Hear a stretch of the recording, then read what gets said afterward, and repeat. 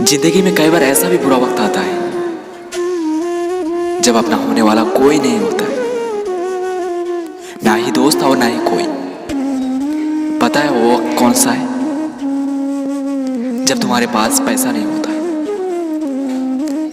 अगर तुम्हारे पास पैसा रहेगा तो तुम्हारे दोस्त रहेगा, सब कोई रहेगा। लेकिन अगर तुम्हारे पास पैसा नहीं तो तुम्हारा कोई नहीं।